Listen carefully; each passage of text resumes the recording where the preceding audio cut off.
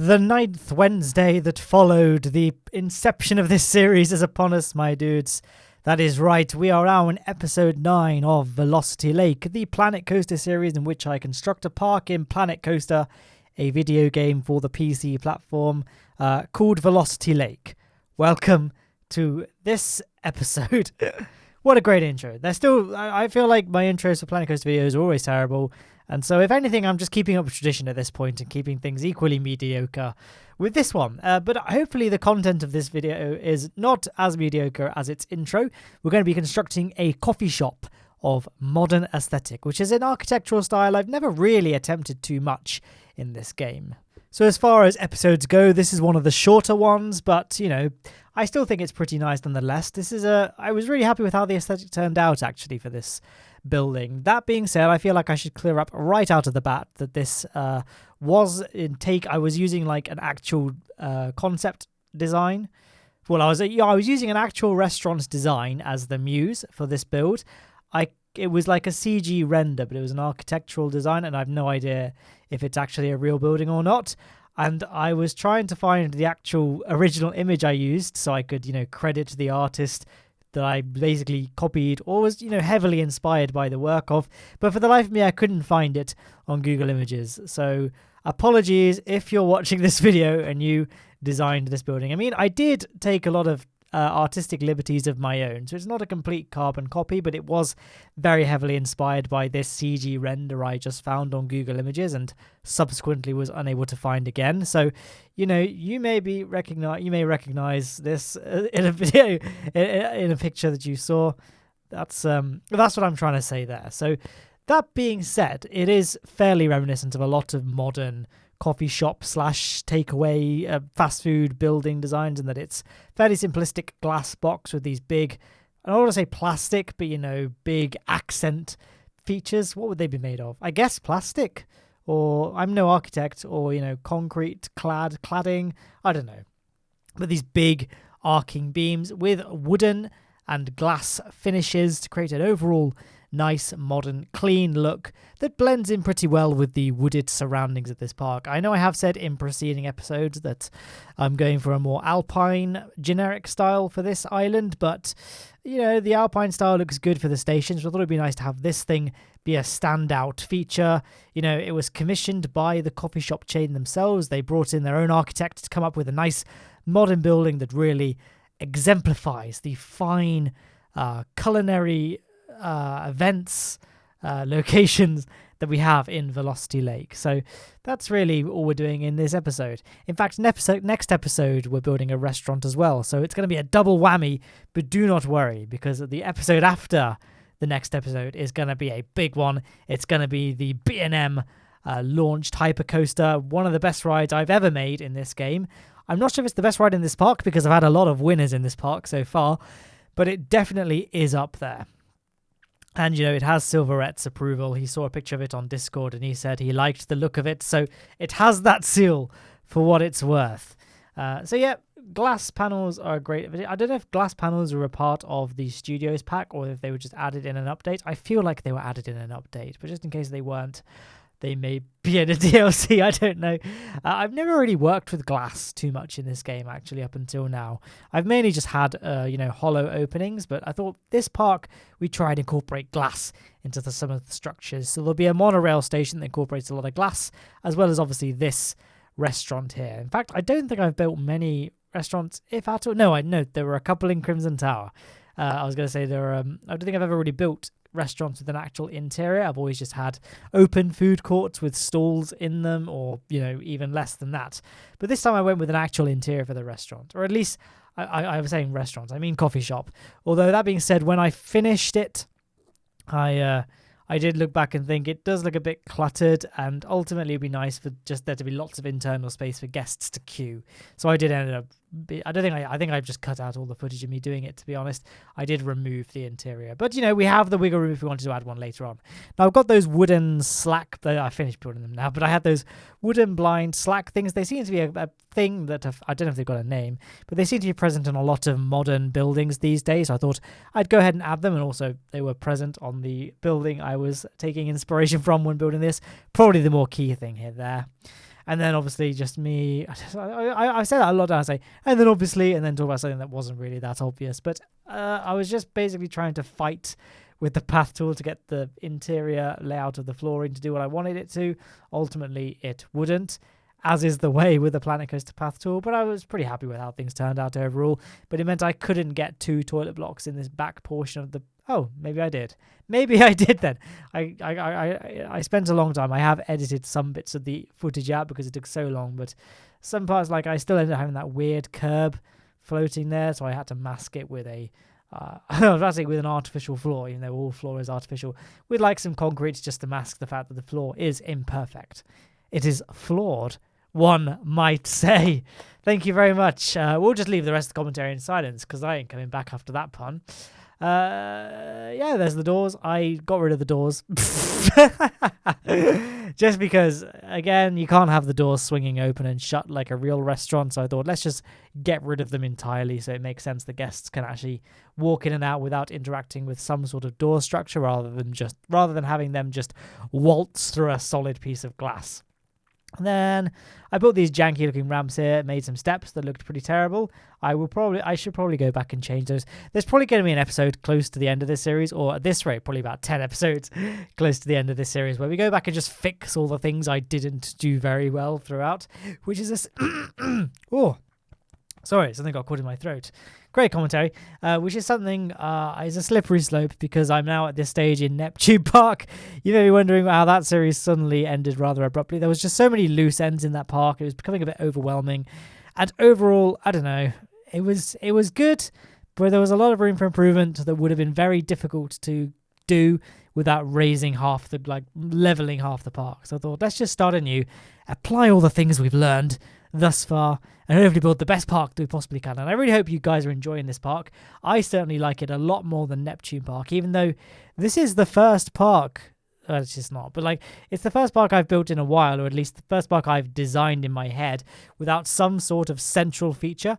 I guess the lake is a central feature, but Crimson Tower and Neptune Park, the skyline of those parks was very much dominated by a big Eiffel Tower recreation, or, an Eiffel Tower looking recreation. Mirror Lake, I guess, also didn't have a central feature, but that was actually supposed to have the Crimson Tower in the park. Crimson Tower, that was supposed to be in Mirror Lake, like having a big red tower structure. But at the time, my familiarity with the building tool and just my overall skill at the game wasn't really sufficient that I could pull it off, so I didn't end up building a big tower in that park. So Crimson Tower was the first park for me to really try out the structure, and then Neptune Park was me perfecting it, even though the Neptune Park Tower still has a lot to improve. So maybe guys will build a tower in this park. I don't know.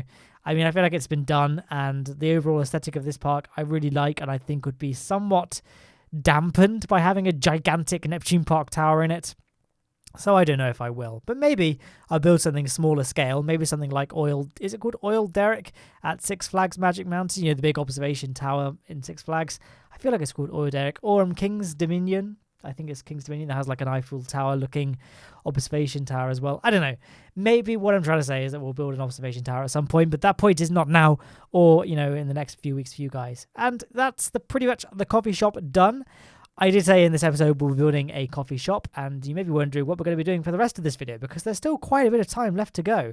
And that is, not only we're going to be doing some curbing, as we always do in these videos, but we're also going to build a little flat ride. I mentioned in the previous episode when we built that junior coaster that we might be building some more rides, but we're pretty much done. I'd forgotten that I hadn't yet put in the ride that goes next to this coffee shop, which is just a flat ride. It's nothing really to write home about or is anything spectacular, but it's a ride nonetheless, and it really nicely fills out the little gap we have in between this plaza and the lake itself. I wasn't sure if I was going to do like a boardwalk or some kind of proper lakefront, a bit like, I don't know, the Lake Epcot in Disneyland, where it's just a pathway going all the way around the lake with a nice sort of jetty wall.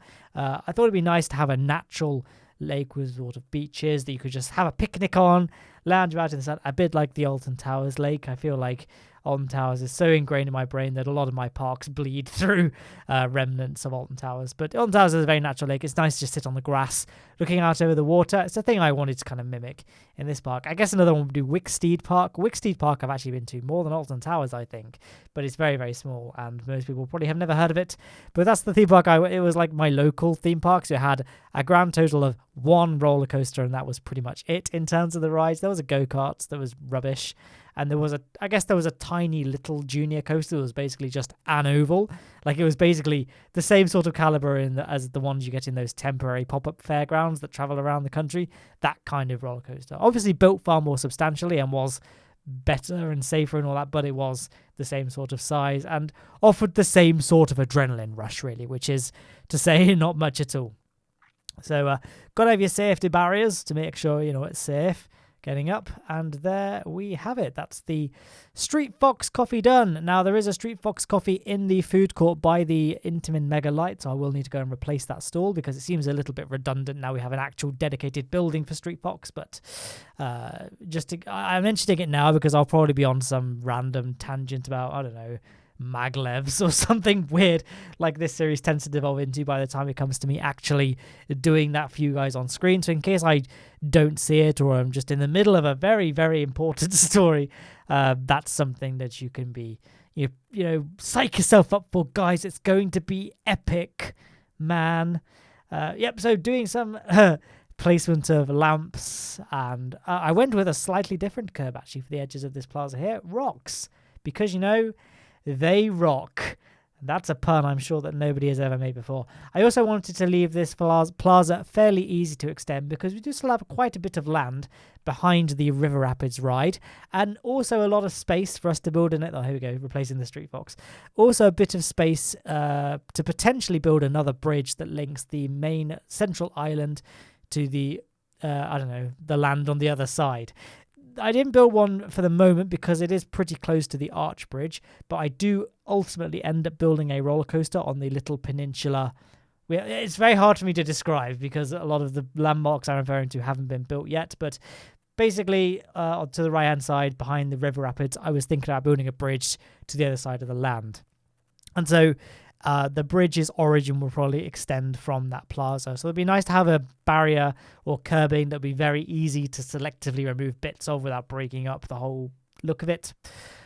I don't know. I hope that made sense. Anyway, we're just doing some bit of ground painting before we get round to placing the ride. As you can tell, there's not much time left in the video, which means it's going to be a fairly quick ride placement, as all flat ride placement tends to go, to be honest. So yeah, just before I finished curbing the rest of that main path along the beach in quotes, because I guess it's more just of a lakeside really, I wanted to make sure the path was definitely a shape and layout and size I was happy with, and I think it pretty much is. So we can just place along the path features along it, so bins, benches, lights, all that. And here you can see me just flicking through all of the different rides, trying to find one that I liked the look of. Ferris wheel was a tempting one because Ferris wheels offer beautiful views, especially given our setting next to the lake. But in the end, I decided to go for I don't even know what it's called. I think airplane turbulence. I can't actually read the screen. It's playing at very, very pixelated quality for me because to play back this footage at a reasonable frame rate in Sony Vegas so I can actually see what's going on, I do have to reduce the resolution of the image for the editing. So I can very rarely read what's actually happening on the screen. So, but I think it's called turbulence or something. Or maybe I called it turbulence. I know turbulence is somewhat associated. I guess it's got planes or the other carriages. So I guess that is another way it relates to the word turbulence. I don't know why I'm getting so caught up on the name of this flat ride. It's not important.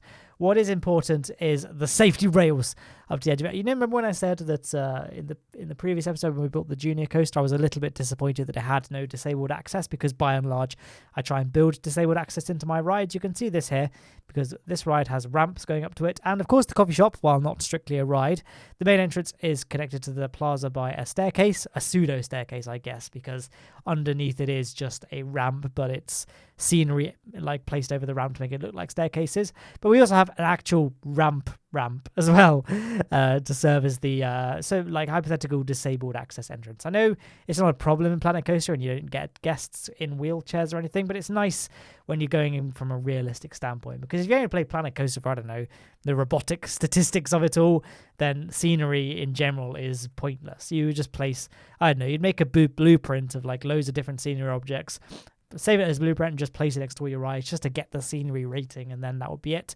It's more about just making something that looks nice for you and for you guys at home as well, in my case, because of course we are building this as a YouTube Let's Play series. I mean, not primarily. I have said that I play Planet Coaster for my own enjoyment of it, and I just so happened that I play it enough that we could make a YouTube series out of it. So, again, worry not, this is not replacing Kerbal Space Program by any stretch of the imagination, but it is something that I enjoy doing, so it is probably going to stay for quite some time, at least until, there's a worthy successor, or I get bored, one of the two. But, you've seen how long I spend building just a coffee shop. My tolerance for getting bored in this game is very, very low. It's a great opportunity for me, honestly, playing this game. It's a great opportunity for me to catch up on audiobooks, #audible.com/MattLown, but also things like podcasts, Jim Sterling videos. I often just leave queued up and then just binge all at once. Just an opportunity for doing things like that. Anyway, there is the coffee shop all finished. I hope you enjoyed watching its construction on screen. I'm going to put some links up. On the left-hand side is a link to the full Velocity Lake playlist. On the right was one chosen for you by YouTube's suggestion algorithm. There's also links to Discord, Twitter, Patreon, Instagram, merchandise, all of that in the description, as well as a link to subscribe and to go to Patreon on screen. Have a good rest of your Wednesday, and goodbye.